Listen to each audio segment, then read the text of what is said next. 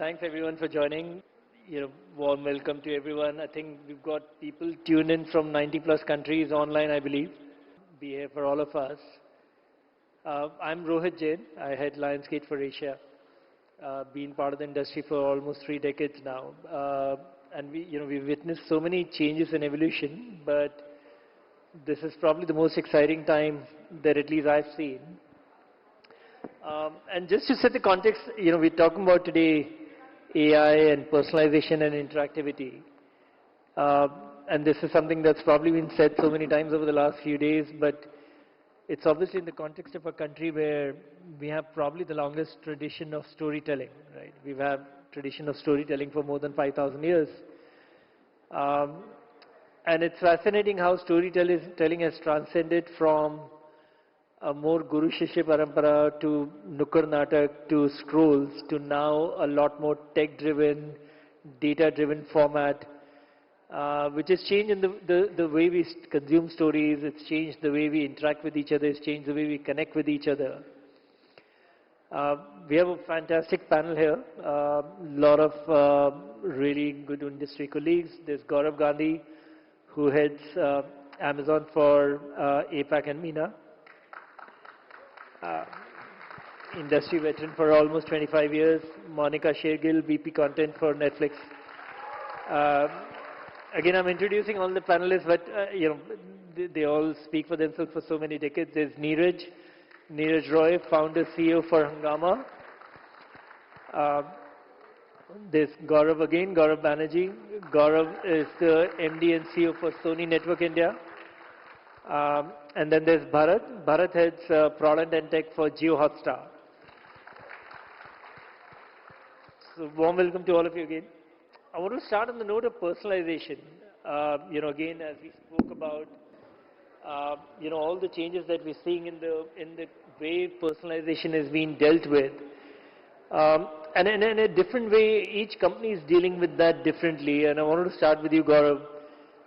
You have a whole ecosystem in Amazon, from shipping shopping to Amazon Prime to Mini TV to more recently MX. How do you look at personalization? Is it a continuum of a journey with same customer with touch point across different medium? Is it a different strategy for different segments and different sort of categories? How are you looking at personalization? First of all, thank you for having us here, and thanks to Waves and the Ministry of Information Broadcasting and the Honorable Prime Minister. I think for us, the journey on personalization starts with backwards from what we think the customer desires and wants. And because we are an entertainment hub at Prime Video, and which is including our subscription service, what we include with Prime, plus all our add-on services partners, including Lionsgate and many others, and movie rentals, and now Amazon MX Player. We think about what is the right content for the right customer, and therefore that could come from something we program, we create, we produce, we acquire, or any of our partners do.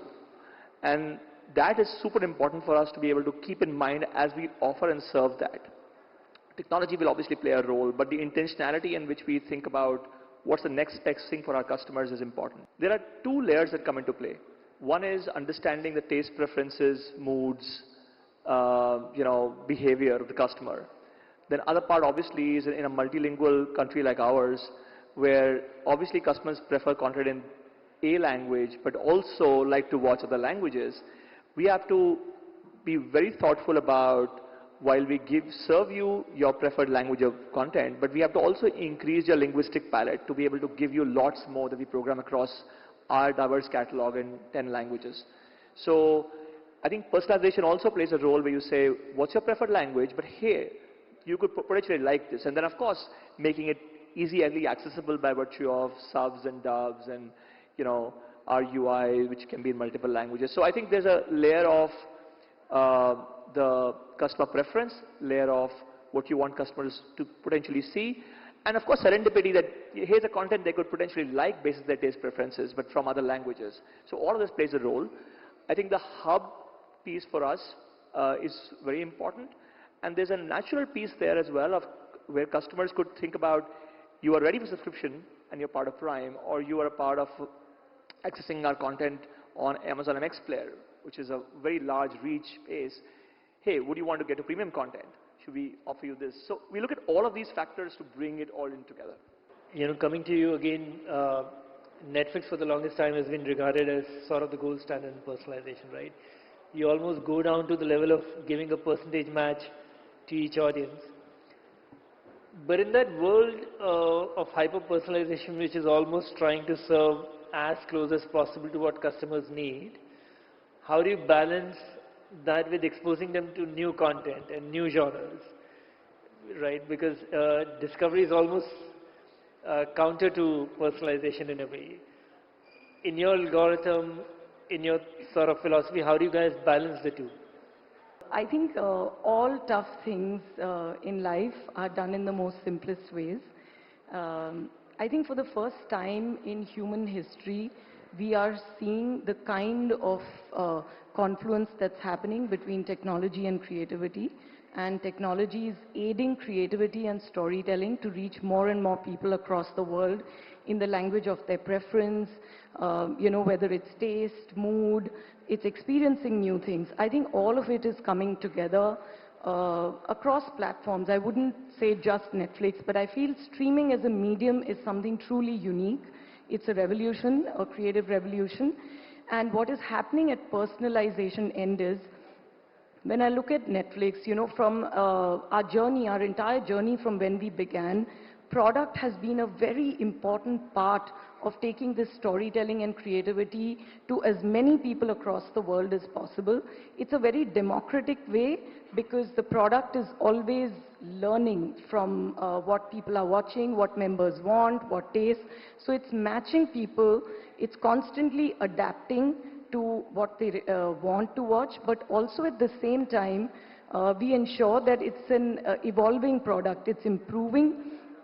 So when we look at the rows that we have, someone, for instance, you will be matched with, if you prefer crime, you prefer thrillers, you prefer dramas, of course you will be matched with what you want to watch, but also at the same time, you will know what are the new releases on Netflix, what is trending, what are others watching, what people across the board.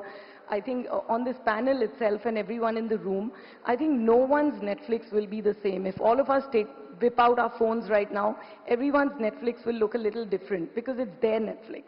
So when we look at that, it is beautifully balanced with what everybody else is also watching. So you will always know trending, you will always have rows like Made in India, you will always have your language preferences, and you will have features like My List, reminders. So the product's job is to actually come together and serve you in the best possible way as the consumer of Netflix, as the audience on Netflix. So it will give you what you want, and it will also give the choice, control, and flexibility to you to see what others are watching and what else you want to experience. Interesting. And it's amazing how digital companies across different sectors are starting to go deep on personalization. I think some of the work that the food companies have started to do is quite amazing in terms of personalization. But Bharat, coming to you, you guys have a very, at least in my expression, a unique strategy of leading by sports investment, right? And in some ways, your massive sport investment creates a big top funnel. And I'm assuming personalization for you is almost a performance driver of converting that massive top funnel into subscribers on other content and engagement with other content. Otherwise, you'll obviously have lots of entries and exits during the, the moment those sports events finish. In your product and tech journey, how are you looking at personalization? How are you looking at converting that top funnel into customers? How are you making sure that people, as millions and millions of people log into IPL every day, they stay on to get exposed to other pieces of content that you have? At some level, you almost have so much content, but there's always a risk people are coming in for that specific sports content and going out, right? So in that sense, it's almost a performance metrics for you guys, I'm assuming, to look at personalization far more deeper and differently than others. Yeah, that's a very interestingly phrased question. So, with the fact that cricket runs on Jio Hotstar, anyone who is watching anything on the internet usually comes to the platform at least once or multiple times during a sports season. Um, and in that context, see, just like any other piece of technology, personalization and all these this ML AI concepts, they help platforms achieve a particular goal. And in our case, it's essentially anyone who comes at least once a year is an annual active viewer. And we try to like get them as many months in a year as possible, which is like, deeply optimized for monthly active viewers divided by annual active viewers. That's the ratio that we optimize for, and personalization helps in that. So what I mean by that in simple English is if you come in for cricket, we hold you for entertainment, and that's the objective of personalization here. And in this context, it helps to think of this as like a Sherlock Holmes whodunit mystery, in the sense that most people leave clues about themselves when they come to the platform. They change the commentary to a regional commentary or Hindi commentary. Their IP address gives you a clue about where they are from, and you use those clues to send back more hypothesis on them, and you say, hey, here is an in-house ad about some piece of entertainment content that you have. Do you want to add this to the watch list? Do you want to watch this more? Someone is going to bite at it. That gives clues about everyone else living around them or who looks similar to them, and then you double down on that hypothesis. And that's pretty much how we use personalization to pick up all these small clues. If you changed your commentary to Tamil commentary, your entire home page switches to almost a Tamil-like feed or a Telugu-like feed, depending on what you've done with it. And a lot of content that is recommended to you will use that as a primary hypothesis and then build on from there. And just like all of the clues, your device, the quality or the premiumness of your device, that gives a clue on who you are. That helps us personalize, but not just ads, but also you might want to, if you have a high-end iPhone, you're watching Tamil commentary, maybe you want to watch, Thor say something in Tamil, which means we'll show you like Marvel dubbed in Tamil, and then double down on that. So short answer to your question is, yes, top of funnel is there because of cricket, but the objective of personalization is somehow hold them on for the rest of the year, and we'll do anything that it takes to get there. Gaurav, coming to you, you're the only one on the panel who actually who straddles across multiple mediums. Most of us are married to the streaming world. At Sony, you guys have a massive linear network. You obviously have a great streaming network. You're also one of the largest YouTube channels, globally. And with different mediums, how do you look at personalization? Social media mixed with YouTube on it almost adds a very different layer of spectrum for you. Yeah, thanks, Rohit. I think I'll have a slightly different take from the rest of the group on this one. So our belief is honestly in the power of storytelling to cut across all kind of barriers. So therefore, the crux of our strategy is the belief in blockbusters. So we are talking here today as part of Waves. One of the great references that was made on the first day by the Prime Minister and the Minister for Information and Broadcasting is the strong anchoring in our country of incredibly powerful stories. So the fact is that this is the land of the Ramayana, the Mahabharata, and many such stories that have transcended time, they've transcended geography, transcended language. And I think that's the power that we absolutely believe in. So when something works, it truly works right across. So if we think of today, right, and we talk about an industry adjacent to all of us, that's the film industry. And it has had some problems, right? So the last few years have been a bit unkind, been a bit rough. But in this time, the film industry has also delivered its biggest hits, right? So we have just seen Pushpa 2, and we have just seen Chava, and before that Stree 2, and many others. And they have ratcheted up box office numbers that were truly never seen before. So I think what viewers in our country, and in my belief all over the world, is telling us, you tell a story that matches the moment, and then, you know, the bar is raised higher than ever before. So I think that's what all of us are in the business of trying to do. And I think one of the big things that society needs of mass media is the deep, wide, communal experience, right? There are many things that are happening to us individually, but equally, there are many things that we are feeling as a collective. And I think storytelling has to answer to that, right? So I think somewhere at the crux of our content strategy is the belief that you can find talent that matches the moment, and then hopefully, inshallah, you create a story that truly becomes a blockbuster. So you can't plan for a blockbuster, but every time the intent has to be, you're going to find a creative voice, and that creative voice will have a say and a way of looking at the world that truly matches the moment that's kind of big on the zeitgeist. So I think that would be my philosophy and suggestion to my team, my org, but equally to everyone here. We are here at Waves. We are talking to the new range of creators in our country. And I think that's the philosophy that I would like to suggest. Neeraj, on that note of story,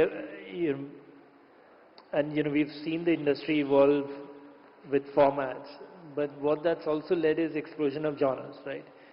If we go back to, and I've spoken about this, when we go back to the world of television, largely the content was sort of defined between 6 to 8 genres. Streaming has led to explosion of that to probably 75 to 100. But the creator economy, right, and you can almost trace back the evolution of YouTube and social creator economy in the last 5 years. It almost started with sort of mirroring the linear content that was already there as the first sort of starting point. But we've truly seen explosion of creator economy in the last 4 or 5 years with fresh content made really for those mediums coming out.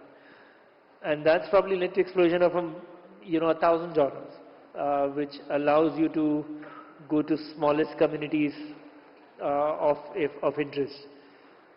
How do you look at personalization in that context, in that whole explosion from 6 to 8 genres to probably 1,000 genres? Thanks, Rohit, and very, very good morning to everybody. I'm going to try and just paint a little picture here for the benefit of the audience. You're absolutely right. If you go back, say, 50 years from the start of television, a little more, perhaps in the Indian market, maybe 35 odd years, you had those 6, 8 genres. But you also had at that point in time, film as well, which still is. And you were perhaps getting to see the creative expressions of 500, 600 creators, roughly about 500, 600 films now, then maybe about 1,000, 1,200 films now. And from that world, I think, what Netflix and Prime brought was a world of massive aggregation to begin with, which was, where basically prime time became my time, and binge, etc. happened. So you started with 30, 40 different genres, docudramas, this, etc. And this was also an era where multitasking was beginning to happen. You were watching something. If I'm watching one of Monica's shows, let's say Narcos, I was also searching about, Pablo Escobar, etc. And that entire component was beginning to happen. And then about 10 years back, you started seeing YouTube kind of come out from its cushioned world of music and, what you would call as traditional just UGC into the world of creators. And that started bringing us into the realm of the thousands that you say. I believe it's closer to 10, 15,000 sort of subgenres that have happened. So for instance, if I love golf, I could literally get into hyper-personalization in that itself. I could split golf into 50 subgenres. And we're now at a zone where you have, give or take a few million, at least 10 million quality creators globally.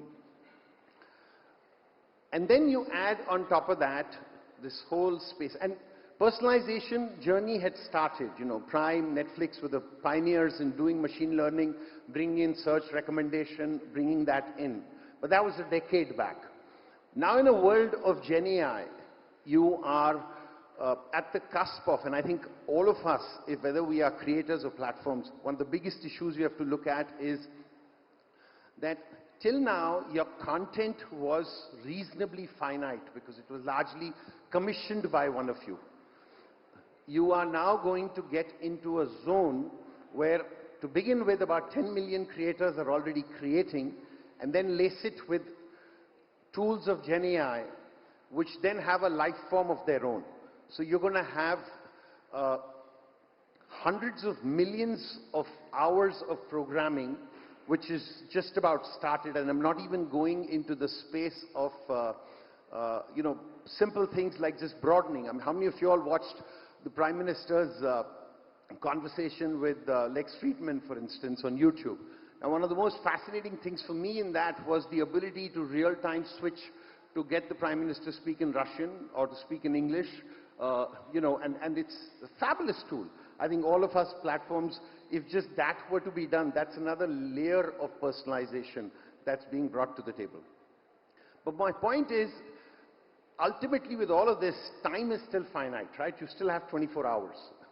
And within that time, we are largely talking of this world of, let's say in India, 30, 35, 40 different OTT platforms broken up into 3-4 genres. You know, you've got the global leaders at the top, you've got the broadcasters, you've got some of the aggregators, and then you've got a range of regional storytellers as platforms that have emerged.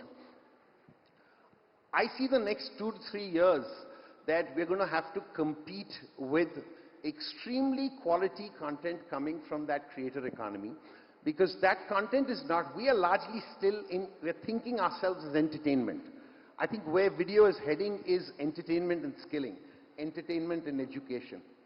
And a nation like ours, if you compare the kind of video streaming consumption that's happening on generic sort of content just for skilling in its own way, there's going to be a time where it'll start competing with entertainment related content because, you know, it leads to.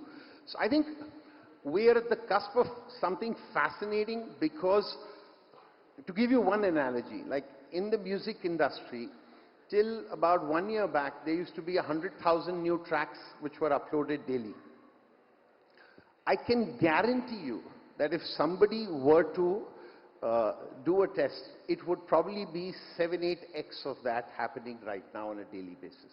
And that is because it's still gated. The core platforms are still kind of gated in its own form. But the moment, and that same thing's going to happen on video as well. So I think our issue is here is going to be, how do we embrace that? And there are lots of positives with it. You know, you will create hyper communities with these using core tools. But over the next 2-3 years, as Gen AI tools for video creation become better, that is when we are not going to be able to enhance our time and the balance on what we create as and what is getting created is going to be an interesting one. We'll talk about that a little later. Fascinating. And on the note of you're talking about, you touched upon the interaction between the creator economy and the consumer. Just to expand on that interactivity, and I think everybody on this panel has, as a company, looked at interactivity differently. We, as a studio, have looked at it more from a fandom point of view, on engaging with content and gaming and merchandise and theme parks. To now, and some companies have looked at interactivity as real-time consumer engagement. Some have looked at it more as a feature. Gaurav, how are you guys? And I know you have a wonderful, X-ray feature, which is another level of interactivity. It provides extra information. How are you guys looking at interactivity?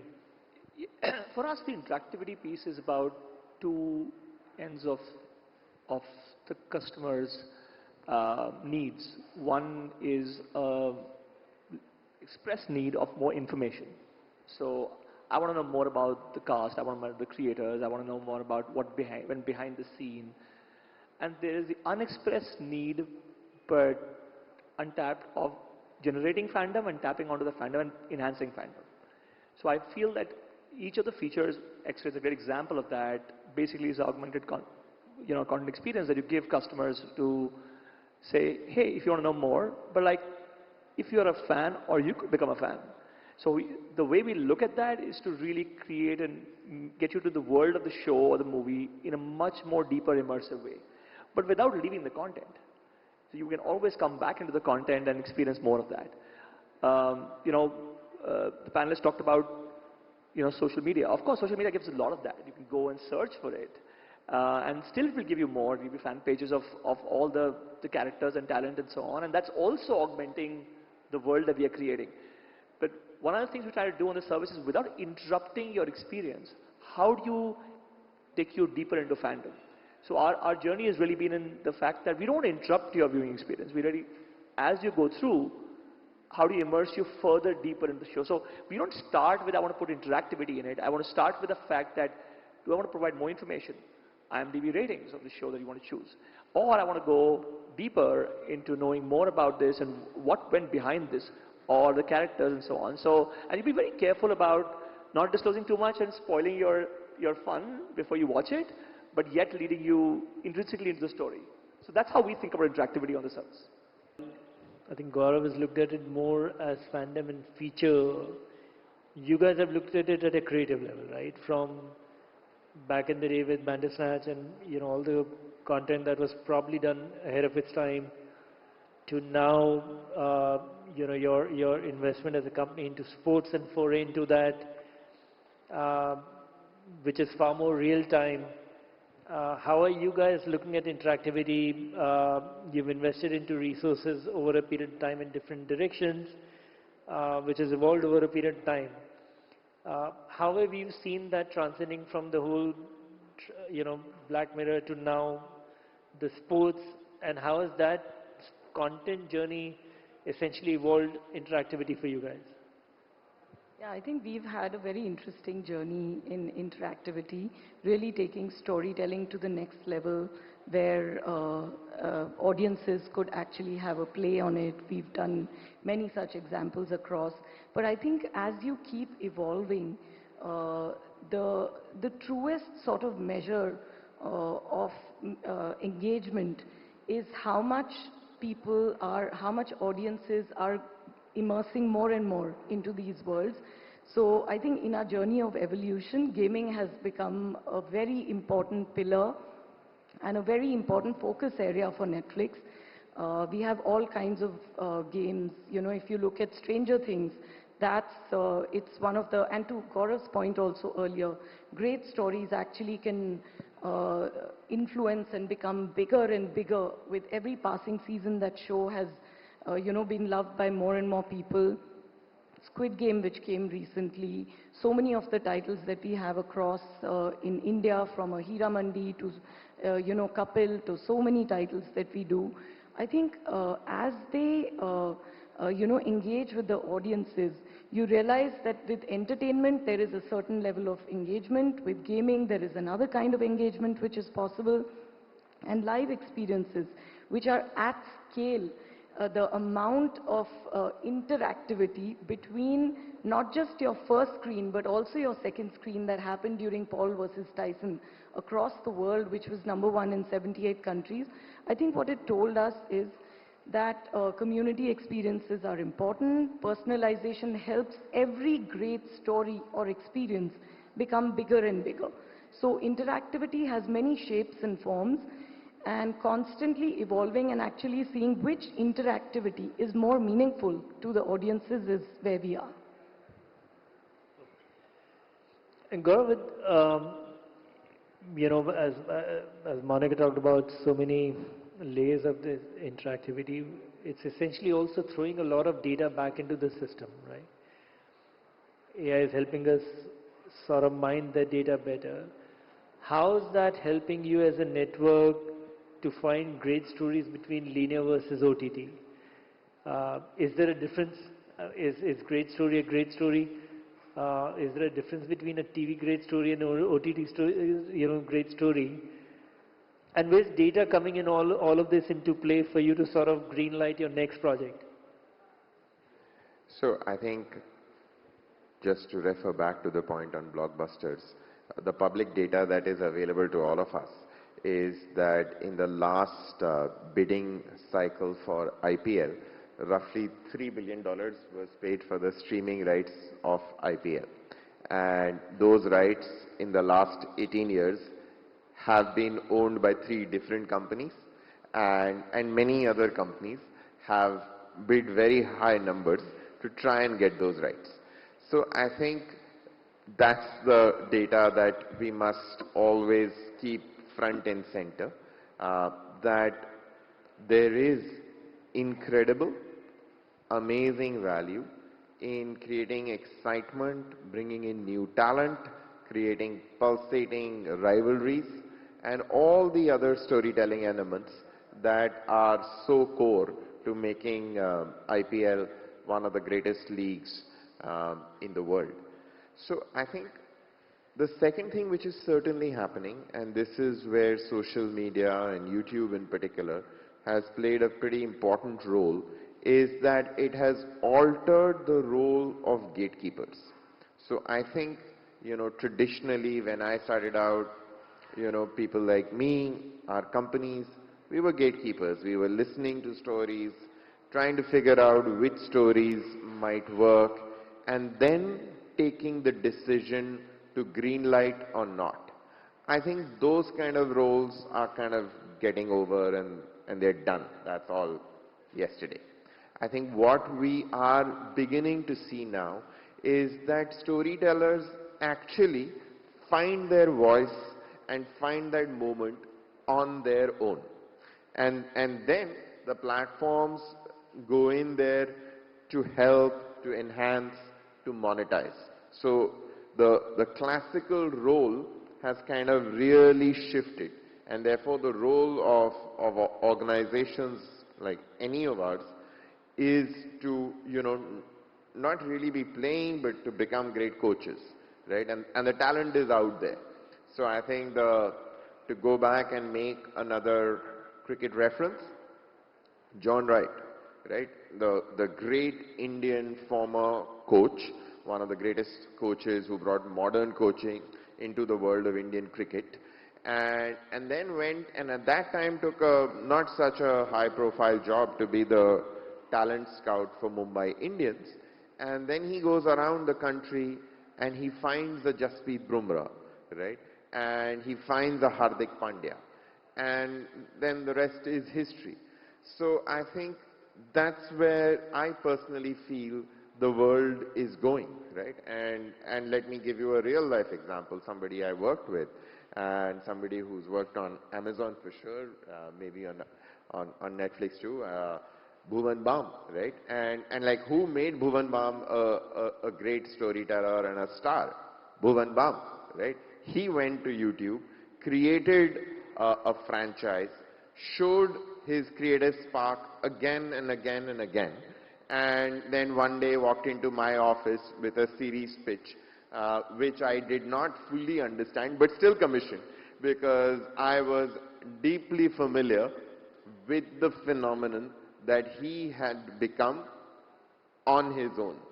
So I think the world has really, really shifted, and these are many ways in which the world is shifting, and from a Suryavanshi to a Bhuvan Bam, that's the world of today, and it's a pretty exciting place to be in. And it of course shifts our roles, and I think we should just sort of recognize that and play to this newer role? Gaurav's world is obviously hardcore content-led. Your life certainly has to be more data-led, and you're as a platform already using data and AI to create some content, right? You already have features like daily horoscopes. I know you're also using data and AI to create products for advertisers. What are you and your team doing at the back end? What's the future roadmap like? How are you looking at AI, Gen AI, to add features to the app, specifically to get into, to play more and more active role in content creation? I'll give a little bit of perspective on how accessible this has actually become over time. 10, 12 years ago, and it's easy for me to say this now because Gaurav Gandhi has left because he's still cleaning up some of the mess that I left in Prime Video, but ML AI was like super inaccessible in the sense that when you speak to a data scientist, they throw words like, matrix cross-factorization, multivariate regression, and those sort of terms at you, and that's the moment when you regret sleeping in all those college math classes, and you have to like quickly go wiki your way and understand what they are saying, right? From that point to now, when it's just a chat prompt away, specifically the horoscope thing, when we started that, AI generated daily horoscopes where there is an avatar which comes and gives you your daily horoscope on a personalized basis. It's like from entire content creation, like the creative, the engagement, the entire life cycle is actually taken over by AI. And it's not very hard for a person who's not like super tech savvy to actually get into this and do the entire thing. So if there's a small medium business advertiser who wants to create, creatives that are super highly personalized to different cohorts of people, they can actually easily do it. They don't need to like engage an agency to build like, different creatives for different cohorts of people. And there is a lot of tools and tricks that are so easily accessible nowadays that makes the engagement on content, whether it's ad content or entertainment content, so easy and so personalized. So the future of the roadmap is to essentially figure out a way in which content creation, the creatives, and the way in which you target to get your required engagement, all of these things are very streamlined and very easy for people who actually don't have the tech savviness to understand ML and AI and all those things to just, speak in simple English and get to the outcomes that they want. That's the roadmap that we are trying to build for the future.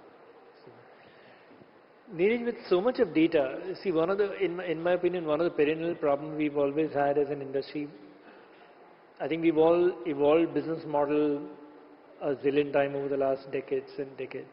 But fundamentally, our revenue sources are still either advertising or transactions, right? Transactions could be SVOD, it could be TVOD, but fundamentally we are boxed into those two revenue streams. We haven't really created any third revenue stream after decades of work. Does this new world of tech and data enable us to create new revenue streams in the future? So the short answer is, I don't think we have a choice. For much of, what the rest of the panel has been also talking about is that if you look at it, the consumer, not of today, just over the next 12, 24 months is going to be further spoilt by choice. So you are having a world of what Monica spoke about briefly is, gaming and entertainment.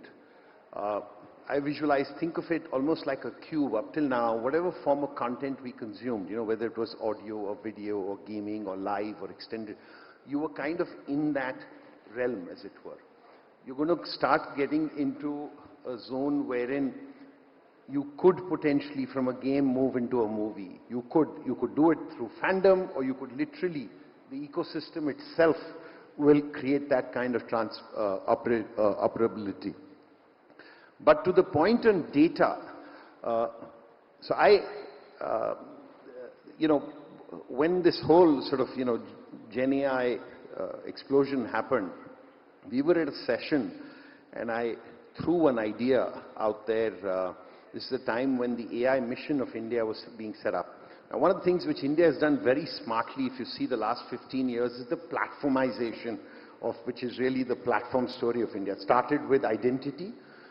Then 7-8 years back, you had UPI on top of that.